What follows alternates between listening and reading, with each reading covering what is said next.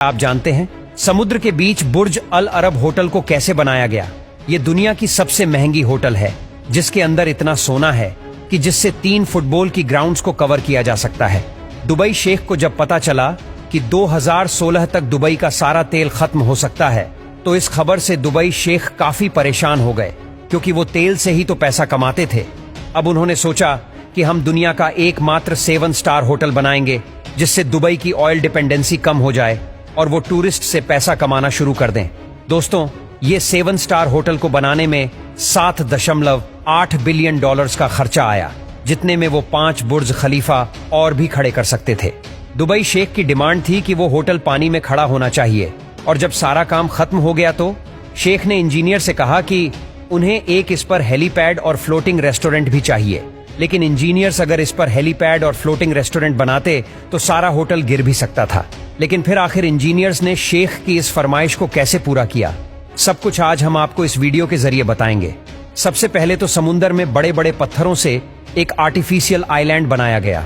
इस आइलैंड के बनने के कुछ ही समय बाद एक समुद्री तूफान आया और उसने पूरे आइलैंड को ही हिला दिया। सभी सोच में पड़ गए कि जब एक तूफान ने इस आइलैंड को इतना नुकसान पहुंचा दिया तो फिर अगर इस पर होटल बन गया तो उसका क्या होगा। पहले तो किसी को समझ नहीं आ रहा था कि क्या करना चाहिए, तब तक काम को भी बंद करना पड़ा।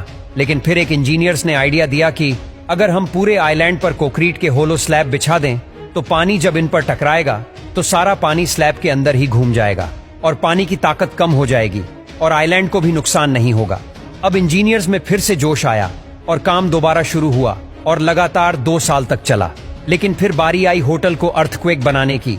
उसके लिए इंजीनियर्स को बड़े बड़े स्टील के डायग्नोज को बिल्डिंग पर फिट करना था, लेकिन ये डायग्नोज होटल से 15 किलोमीटर दूर बन रहे थे और इतने विशालकाय डायग्नोज को ले जाना बहुत चैलेंजिंग था। लेकिन फिर जैसे तैसे 15 किलोमीटर के उस सारे रास्ते के ट्रैफिक को बंद करके डायग्नोज को साइड तक पहुंचाया गया। और फिर जब इन डायग्नोज को उठाने की बारी आई तो पता चला कि दुबई में कोई इतनी हाईटेक लिफ्टिंग मशीन ही नहीं थी, क्योंकि हर एक डायग्नोज का वजन 165 टन था और इस काम को अंजाम देने के लिए स्पेशली सिंगापुर से लिफ्टिंग मशीन मंगवाई गई। दुबई की गर्मी में अगर इस डायग्नोज को वैसे ही फिट करते तो गर्मी की वजह से स्टील का साइज बढ़ जाता और होटल गिर भी सकता था। और इसीलिए इंजीनियर्स ने खास तरह की वॉशर को डिजाइन किया जिससे चाहे स्टील का साइज बढ़ भी जाए फिर भी बिल्डिंग को कोई नुकसान ना हो। जब दुबई शेख इस होटल को चेक करने आए तो उन्हें यह बिल्कुल पसंद नहीं आया। उन्होंने कहा कि मुझे अब इस पर एक हेलीपैड और फ्लोटिंग रेस्टोरेंट भी चाहिए। अब इंजीनियर्स इस पर फ्लोटिंग रेस्टोरेंट कहां पर खड़ा करेंगे, इसके लिए जगह ही नहीं बनाई थी। और फिर इंजीनियर्स ने दिमाग लगाकर बुर्ज अल अरब के कंक्रीट कोर्स में स्टील ब्रेकर डाले और बाद में मोटे बीम ऊपर डाले गए। इसके बाद बीम्स के ऊपर लोहे का स्ट्रक्चर बनाकर उसे शीशे से कवर कर दिया गया और इस तरह उन्होंने शेख की इस फरमाइश को पूरा कर दिया। बुर्ज अल अरब के इंटीरियर डिजाइनर के लिए ख्वान च्यू को बुलाया गया और इसी डिजाइनर ने ब्रुनई के सुल्तान के महल को भी डिजाइन किया था। बुर्ज अल अरब में लगने वाला मार्बल इटली और ब्राजील से मंगवाया गया और जितना मार्बल मंगवाया गया उतना ही 24 कैरेट का सोना भी मंगवाया गया, क्योंकि किसी भी चीज को गोल्ड पेंट करना दुबई के रूलर के शान के खिलाफ है।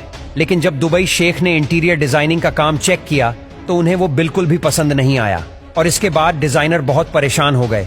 लेकिन फिर डिजाइनर्स ने दीवारों पर लाइट शोज इंस्टॉल करवाए, डांसिंग फाउंटेन लगवाए, मेहमानों के स्वागत के लिए फिश एक्वेरियम बनाया गया और यह सब तैयारियों के बाद दोबारा से शेख को इनवाइट किया गया और इस बार शेख को यह काम बहुत पसंद आया। और आज इस लग्जरियस होटल में रहने का ही एक रात का 5 से 10 लाख का खर्चा आता है।